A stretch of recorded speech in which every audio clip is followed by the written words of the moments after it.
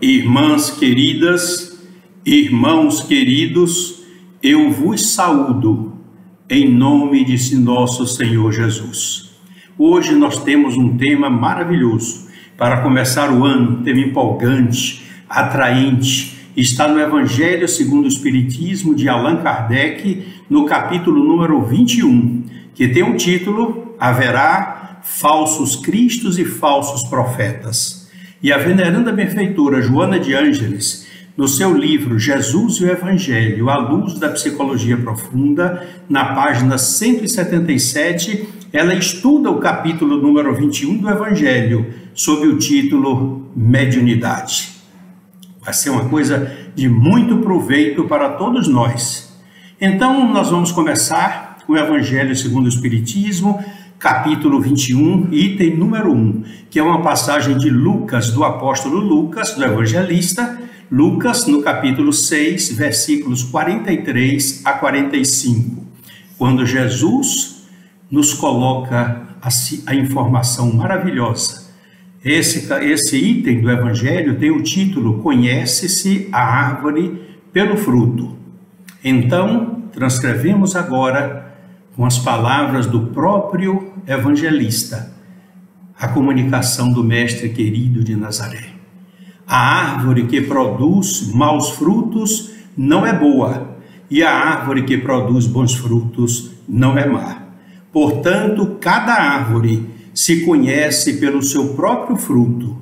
Não se colhem figos nos espinheiros, nem cachos de uvas nas sarças. O homem de bem tira boas coisas do bom tesouro do seu coração, e o homem mau tira coisas ruins do mau tesouro do seu coração, porquanto a boca fala do que está cheio o coração.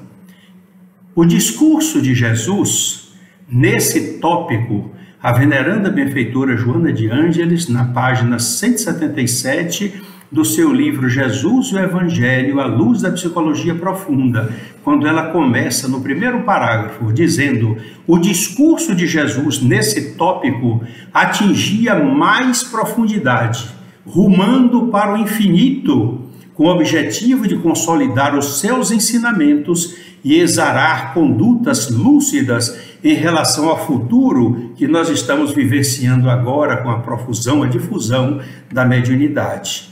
Reconhecendo Jesus, continua ela, que seria breve o seu trânsito terrestre e que o embuste e a mentira seguiriam o seu encalço após a sua desencarnação, Jesus foi peremptório, advertindo os amigos sobre a possibilidade do surgimento de falsos profetas, qual ainda ocorre nos dias atuais.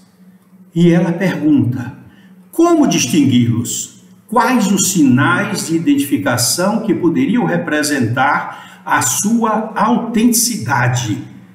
Os seus dizeres, o que ele está dizendo que são realmente verdadeiros. E de imediato, a imagem da árvore foi tomada como significativa e definidora da legitimidade de cada ser, irretorquível pelo seu conteúdo específico, graças ao qual a árvore que produz maus frutos não é boa, e a árvore que produz bons frutos não é má. E ela continua com profundidade, iluminando o assunto, atualizando o pensamento de Jesus. É óbvio que somente através dos atos que revelam os valores morais de cada criatura se pode avaliar se a mensagem de que alguém se faz portador é realmente verdadeira. Mediante a conduta, portanto, os interesses e conveniências, se pode aquilatar com segurança sobre as qualidades morais do ser humano, porquanto são esses atos, esses procedimentos, verdadeiro documento digno de fé. Pode-se constatar que a faculdade mediúnica, que permite o intercâmbio entre os dois planos, o plano terrestre e o plano espiritual, é uma atividade da alma, que o corpo reveste de células para permitir a sua ocorrência. É semelhante à inteligência, que de origem extrafísica no corpo encontra os neurônios e outras moléculas especiais para sua exteriorização. Mas agora vamos mais adiante, vamos agora aprofundar o assunto. O que significa a palavra médium? A palavra médium provém do latim medium e indica precisamente o meio ou a ponte de comunicação entre os espíritos e os seres humanos. É um substantivo na língua portuguesa, em nossa gramática, denominado de substantivo comum de dois, ou seja, utilizado com dois artigos. Exemplo, o médium, a médium.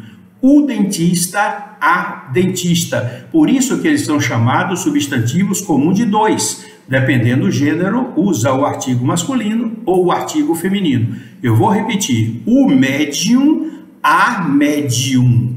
Não se deve nunca dizer a média. Média é de café com leite. É a médium, o médium. Vamos agora aos livros o livro dos médiuns, na classificação geral estabelecida pelo nosso codificador Allan Kardec, o livro dos médiuns no item 159, que lá o nosso codificador Allan Kardec registrou. Todo aquele que sente, num grau qualquer, a influência dos espíritos é, por esse fato, médium. Essa faculdade é inerente ao homem, ao ser humano, não constitui, portanto, um privilégio exclusivo. Por isso mesmo, rara são as pessoas que dela não possuam alguns rudimentos. Pode, pois, dizer-se que todos são mais ou menos médiuns. Todavia, usualmente, assim só se qualificam aqueles em quem a faculdade mediúnica se mostra bem característica e se traduz por efeitos patentes de certa intensidade, o que então depende de uma organização mais ou menos sensitiva. Nós vamos trazer agora para vocês o conteúdo, uma mensagem aos médiuns, desse livro, Emmanuel, da autoria, o título do livro, Emmanuel, da autoria de Emmanuel, na psicografia de Francisco Cândido Xavier. Tem o título do capítulo 11, Mensagem aos Médiuns. Maravilhoso, vocês podem consultar em casa. Quando Emmanuel começa, venho exortar a quantos se entregaram na terra à missão da mediunidade, afirmando-lhes que ainda em vossa época esse posto é o da renúncia, da abnegação e dos sacrifícios espontâneos. Faz-se mister que todos os espíritos vindos ao planeta com a incumbência de operar nos labores mediúnicos compreendam a extensão dos seus sagrados deveres para a obtenção do êxito no seu elevado e nobilitante trabalho. Médiuns, olha a vocação que agora Emmanuel faz. Médiuns, a vossa tarefa deve ser encarada como um santo sacerdócio. A vossa responsabilidade é grande pela fração de certeza que vos foi outorgada e muito se pedirá aos que muito receberam. Faz-se, portanto, necessário que busqueis cumprir com severidade e nobreza as vossas obrigações, mantendo a vossa consciência serena, se não quiserdes tombar na luta. O que seria crestar com as vossas próprias mãos as flores da esperança numa facilidade, numa felicidade superior que ainda não conseguimos alcançar. Pesai as consequências dos vossos mínimos atos, porquanto é preciso renuncieis à própria personalidade, aos desejos e aspirações de ordem material, para que a vossa felicidade se concretize. E ele vem aí o outro tópico, a necessidade da exemplificação, quando ele registra todos os médiuns para realizarem dignamente a tarefa que foram chamados a desempenhar no planeta, necessitam identificar-se com o ideal de Jesus, buscando para alicerce de suas vidas o ensinamento evangélico em sua divina pureza.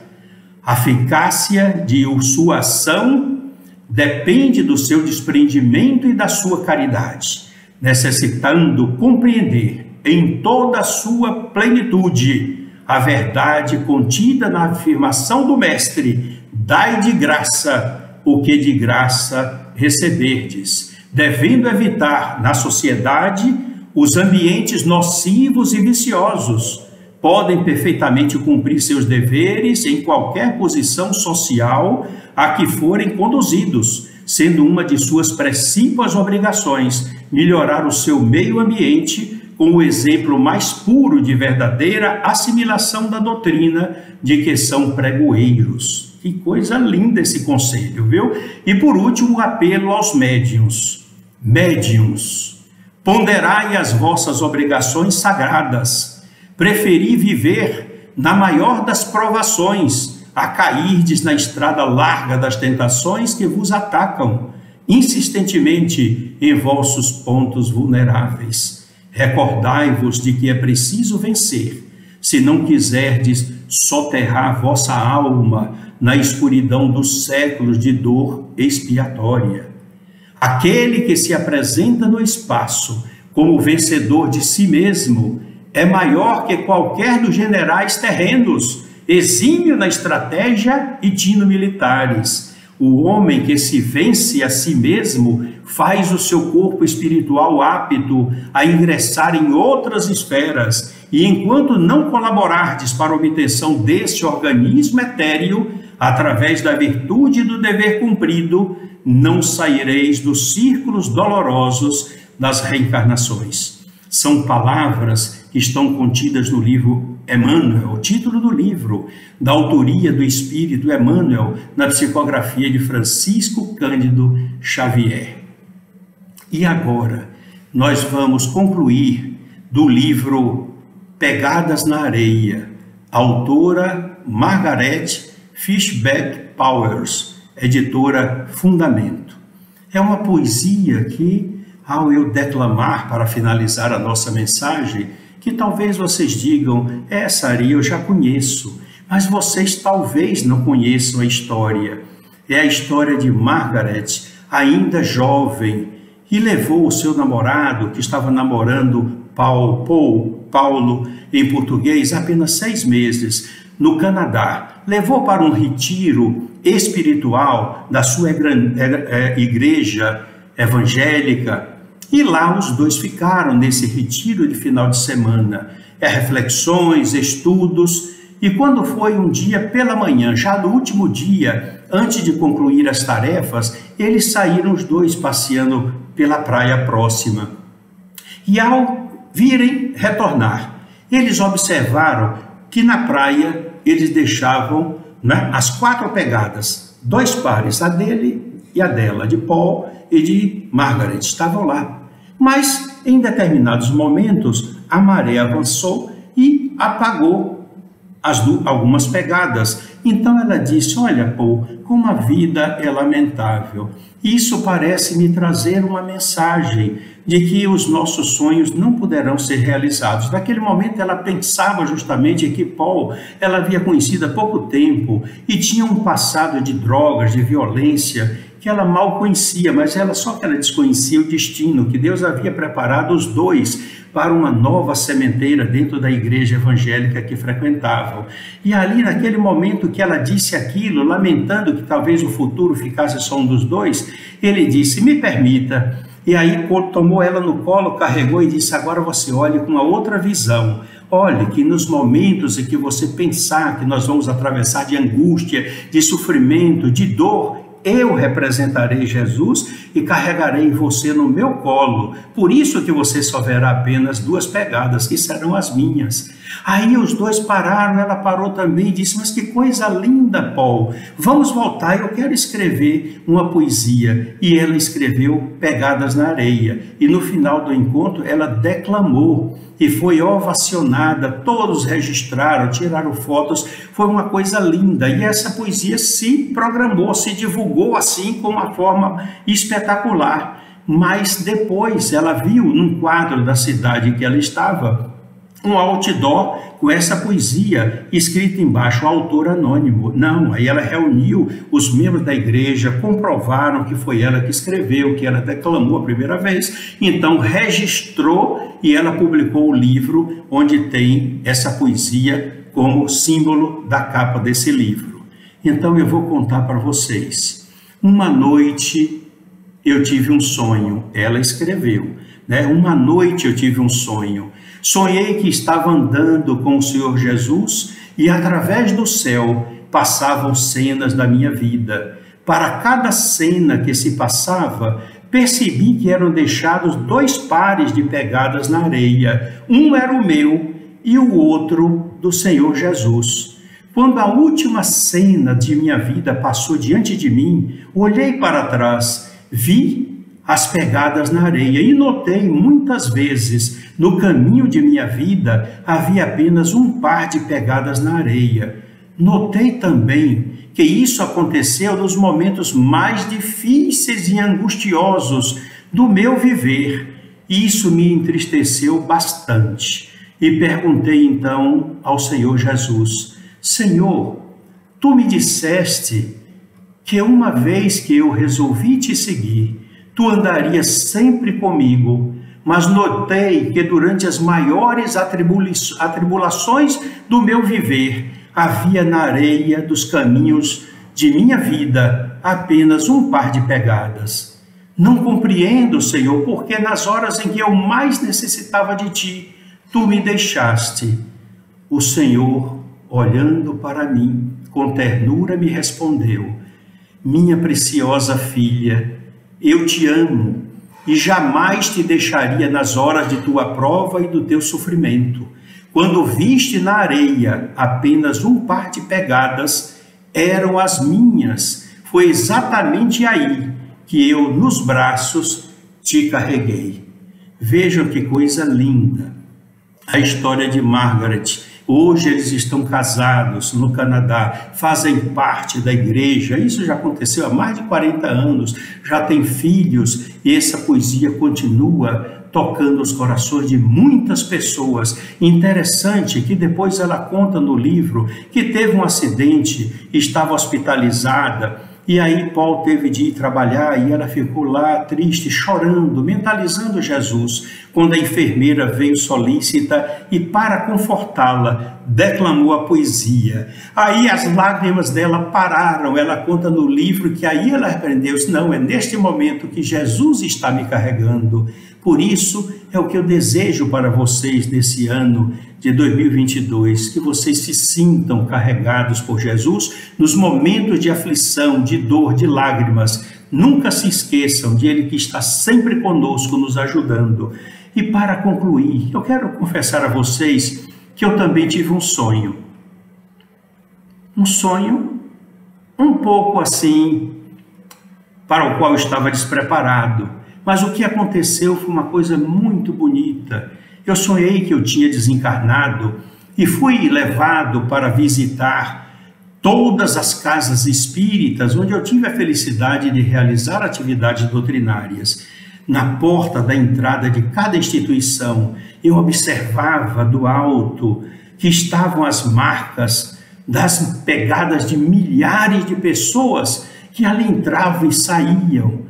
Mas eu tive de observar, e eu acredito que quem estava próximo a mim também fez essa observação.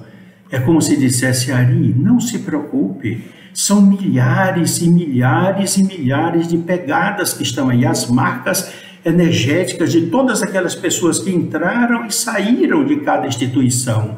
Mas não se preocupem, porque aqueles que tiverem maior sensibilidade mediúnica observarão, identificarão as suas pegadas no meio das milhares que estavam lá na porta, porque das minhas pegadas estarão fluindo um suave perfume de saudade. Que Deus os abençoe, que os envolva com muita paz, com muita luz, com muito amor em seus corações, para que jamais lhes faltem a coragem, a determinação, o amor e a fidelidade a Jesus, porque espera de cada um de nós que cumpramos os nossos deveres assumidos antes desta reencarnação. Que Deus, nosso Pai de misericórdia, inunde os seus lares de luz, cubra todos vocês de bênçãos e que vocês possam ter, neste ano que ora se está iniciando, as venturas e a felicidade de realizarem todo o bem que vocês possam fazer, sempre realizando com as mãos, irradiando a ternura e o afeto, e os sorrisos nos lábios, demonstrando a felicidade de estar servindo a Jesus, tendo a alegria de amar e a felicidade de servir. Deus os abençoe, meus queridos irmãos, inunde os seus corações de muita paz, de muita luz e de muito amor. Que assim seja.